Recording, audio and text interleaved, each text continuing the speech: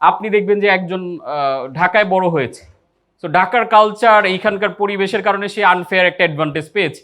আমি গ্রামে বড় হয়েছি, একটা আনফেয়ার অ্যাডভান্টেজ আমার লাইফে আমি পাইনি। এখন ওই আনফেয়ার অ্যাডভান্টেজ আমি কেন পেলাম না, এই অভিযোগ না দিয়ে আমি আমার স্কিল যদি ডেভেলপ করতাম তাহলে কি আমিও ওই জায়গায় যেতে পারতাম, রাইট? সো আমরা সবসময় যেটা করে ব্লেমিং করি যে ইয়েস অমুকে তো এই সুবিধা পাইছে বিদায় আজকে উনি অমুক হইছে, আমি পেলে আমি হইতাম না। এই কথা বললে কোনো লাভ নাই। এই কথা বললে কি আমার ওই অ্যাচিভমেন্টটা চলে আসবে আমার লাইফে? আসবে না। সো আমাদের লাইফে এরকম ডিফারেন্ট ডিফারেন্ট গেমে আমাদেরকে অংশগ্রহণ করতে হয়, যেখানে হয়তো কেউ একটু এক্সট্রা অ্যাডভান্টেজ পায়, আমরা পাই না, বাট আমাদেরকে কিন্তু ওই হয়তো আপনি ধরেন আমরা যখন ইউনিভার্সিটির এক্সাম দিয়েছি কি হয়েছে, যে আপনি মেট্রিক ইন্টারমিডিয়েটে কত মার্ক পেয়েছেন সেটার জন্য একটা মার্কিং শিট ছিল, দেন আবার ভর্তি পরীক্ষায় যেই মার্ক দুইটাকে যোগ করে রেজাল্টটা হইতো, তাই না? সো আমরা যাদের মেট্রিক ইন্টারের রেজাল্ট একটু খারাপ ছিল, খারাপ মিস হচ্ছে তুলনামূলক পয়েন্ট আকারে নিলে হয়তো আমার 100তে হচ্ছে 80, আর ঢাকার একটা ফ্রেন্ড ওর হয়তো 85 হচ্ছে, তার মানে 5 মার্কও আমার কাছ থেকে আগে আছে না? তাহলে আমার করণীয় কি? ওকে বিট করতে গেলে ভর্তি পরীক্ষায় আমার ওর কাছ থেকে অ্যাটলিস্ট 6 মার্ক বেশি পেতে হবে, রাইট? সো আমাদের ওই স্ট্র্যাটেজি ফলো করাটা বেটার রেদার দেন আমি যদি বলি ও আমার থেকে কেন 5 আগায় থাকবে, এটা আনফেয়ার হবে না বললে হবে? তাহলে আমার প্রস্তুতি হবে যে আমি কিভাবে, ও আমার থেকে 5 আগায় আছে, ইটস ওকে, বাট এখন আমি কিভাবে 6 পাবো যাতে করে আমি ওকে বিট করতে পারি। ক্লিয়ার? সো আমাদের লাইফের প্ল্যানিংগুলো যদি এইভাবে আমরা নেই তখন দেখবেন যে আসলে আমাদের কাউকে ব্লেম করতে হচ্ছে না। সো আমরা একটা থট এক্সপেরিমেন্ট দিয়ে একটু ভেতরের দিকে যাই। How many of you believe earning money is the centre of wealth creation? Raise your hand if you are agree. কে কে বিশ্বাস করেন যে earning money is the centre of wealth creation? কে কে একটু সবাই হাত তুলি যারা যারা বিলিভ করি যে আপনি ওয়েলথ ক্রিয়েশন করতে চান, আপনি ধনী হতে চান, তাহলে টাকা কামাইতে হবে না? এটা কে কে বিলিভ করি যে না টাকা কামাইতে হবে আসলে? বাট আমরা আজকে আর একটু ডিফারেন্ট ওয়েতে জিনিসটা দেখার চেষ্টা করব। 1543 বিফোর, অর্থাৎ 1543 সালের আগ পর্যন্ত পৃথিবীর মানুষ, গবেষক, রিসার্চার, সায়েন্টিস্ট, সমস্ত রকমের মানুষ বিশ্বাস করত earth is the centre of universe. অর্থাৎ আজকে আমরা 2023 সালে আছি, অলমোস্ট 500 বছর আগে। সো আজ থেকে 500 বছর আগে যদি আমরা এই হলরুমে বসে, অর্থাৎ ধরেন 1542 সালে বসে যদি এই ট্রেনিংটা করতাম, তাহলে সবাই কি বলতাম এক বাক্যে? যে earth is the centre of universe, অর্থাৎ পৃথিবী হচ্ছে এই ইউনিভার্সের কেন্দ্র, অর্থাৎ সূর্য কি পৃথিবীর চারদিকে ঘোরে, এটাই ছিল বিশ্বাস, তাই না? এবং এটা শুধু বিশ্বাস না, বই পুস্তক থেকে শুরু করে সব জায়গায় এটাই লেখা ছিল। যেই মানুষটা 1543 সালের এই গবেষণাটা পাবলিশ হওয়ার আগে মারা গেছে, সে কি জেনে মারা গেছে? যে পৃথিবী হচ্ছে কেন্দ্র, পুরো সৌরজগৎ এর পেছনে ঘুরতেছে, সূর্য পৃথিবীর চারদিকে ঘোরে। বাট এই জিনিসটা প্রথম যে চেঞ্জ করলেন কোপার্নিকাস, আমরা নাম জানি, Copernicus came out with the new believe sun is the centre not the earth. এবং মজার ব্যাপার হচ্ছে উনি 1530 সালে এই জিনিসটা আবিষ্কার করে ফেলছিলেন, কনফার্ম হয়ে গেছিলেন। বাট ওই সময় এই জিনিসটা এত স্টাবলিশ ছিল যে উনি এটা বলতে সাহস পায় নাই। এখন সবাই হয়তো ভাবছেন যে আমরা ক্লাস করতে আসছি মানি মাস্টার, এটা ভূগোলে চলে যাচ্ছি না, একটু রিলেশন আছে বিধায় আমি একটু টাচ করছি। সো পরে উনি মারা যাওয়ার জাস্ট কয়েক ঘন্টা আগে এটাকে পাবলিশ করে যায়। জাস্ট উনি মারা যাবে এরপরে ওই যেই দিন এটা পাবলিশ হয় ওই কয়েক ঘন্টা পরে উনি মারা যায়। তার মানে এতটা ভীত ছিলেন এই জিনিসটা নিয়ে, যেটা পাবলিশ করলে একটা ট্রায়ালের সম্মুখীন উনি হবেন, যেহেতু একটা প্রতিষ্ঠিত ভিত্তি, সবার মাথায় এটা ফিক্সড, শত শত হাজার হাজার বছর ধরে মানুষ এটাই জেনে আসতেছে, সেই জায়গায় ডিফারেন্ট একটা কিছু বলা তো সহজ কথা না। সো আজকের পৃথিবীতে বিজ্ঞান এটা প্রুফ করেছে এবং আমরা এখন আবার পুরো জিনিসটা ক্লিয়ার যে হ্যাঁ আসলে sun is the centre not the earth. ঠিক একইভাবে আজকে আমি coach Kanchan, not Copernicus, just মজা করে দিয়েছি। আজকে আমি একটা নিউ বিলিভ আপনাদের মধ্যে দিতে চাই, থিঙ্কিং ইন ওয়েলথ। আমরা বলছিলাম আর্নিং, বাট আমি বলছি উল্টা কথা, spending money is the centre of wealth creation. বোঝা যাচ্ছে বিষয়টা? সো ওই বিলিফটাকে আমরা চেঞ্জ করে আজকে একটা নতুন বিলিফ নিয়ে যাব, সেটা হচ্ছে স্পেন্ডিং মানি ইজ দেয়া, এবং আমরা পুরো এই আগামী 2-2.5 ঘন্টা যত কথা বলবো এই জিনিসটা আপনারা ক্লিয়ার হয়ে যাবেন। এখন একটু কনফিউজিং লাগতে পারে, বাট সিম্পলি যেহেতু এখানে স্লাইডটা চলে আসছে, আমরা একটু যদি আইডিয়া দিই, not earning, spending money is the centre of wealth creation. So wealth creation করতে গেলে স্পেন্ডিং নিয়ে আপনাকে বেশি ফোকাস হতে হবে। দেখেন খেয়াল করে,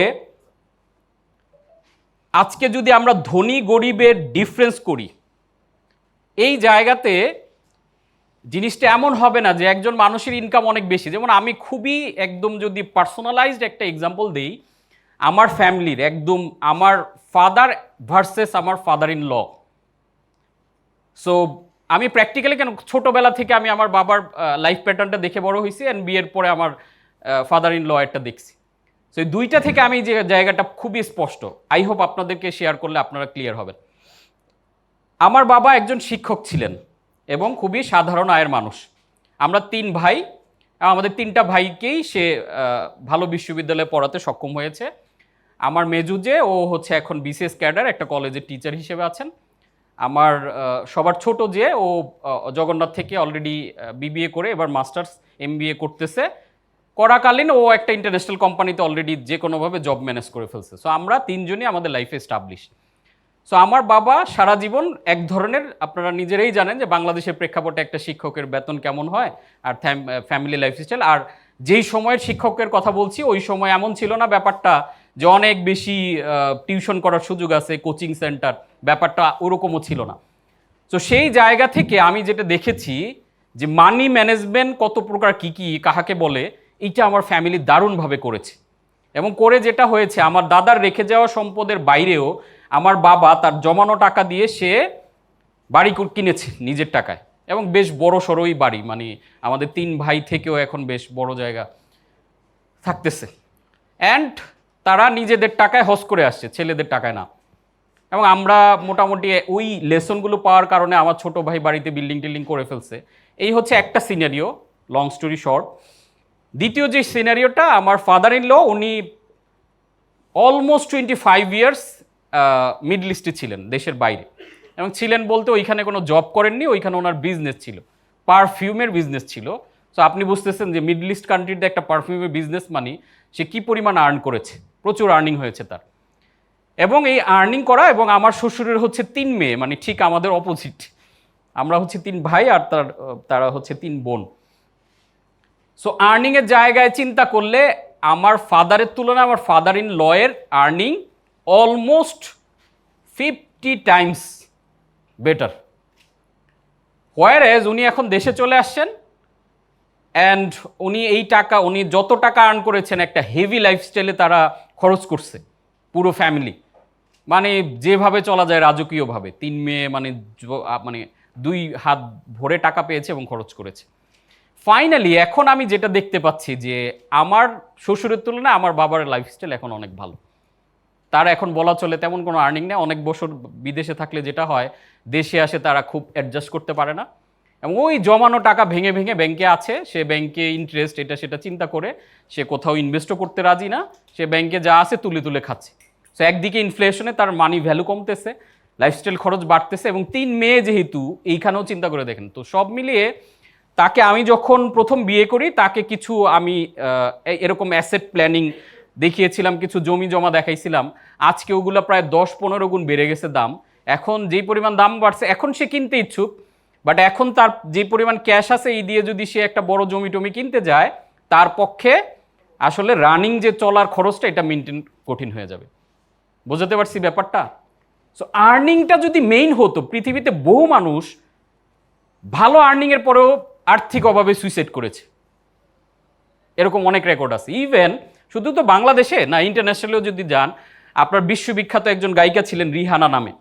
সো উনি দেউলিয়া হওয়ার উপক্রম হয়, এবং বিভিন্ন মামলা মোকদ্দমার সম্মুখীন হওয়ার পরে উনি ওনার ফিনান্সিয়াল অ্যাডভাইজারকে সে মানে তার নামে মামলা দিয়ে দেয়, এবং কোর্টে মামলা লড়ার পর তার ফিনান্সিয়াল অ্যাডভাইজার একটা জিনিসই বলেন যে আপনি কি এটা বোঝেন না যে আপনি টাকা দিয়ে কোনো একটা কিছু কিনছেন মানে আপনার টাকা ধ্বংস হচ্ছে।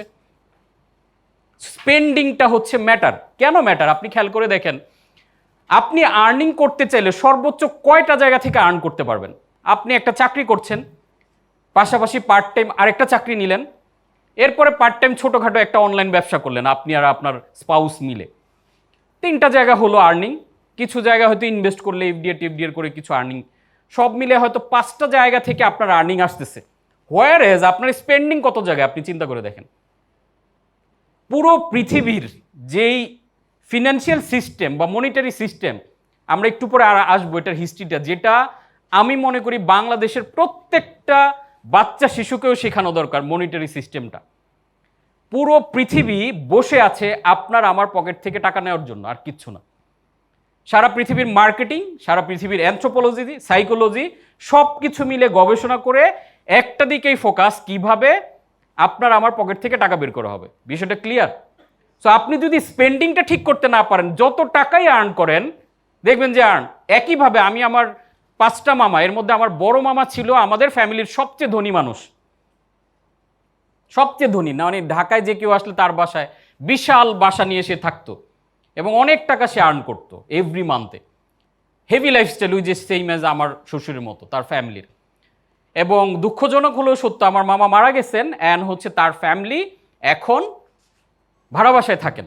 তাদের বাড়িটারি সব অ্যাসেট যা ছিল সব বিক্রি করে এখন তারা, কারণ অতিরিক্ত টাকাকে প্রপারলি ম্যানেজ করতে না পারায় তার ছেলে মেয়ে ওইভাবে ভালো জায়গায় যেতে পারেনি, ভালো এডুকেশন, ভালো পড়াশোনা করতে পারেনি।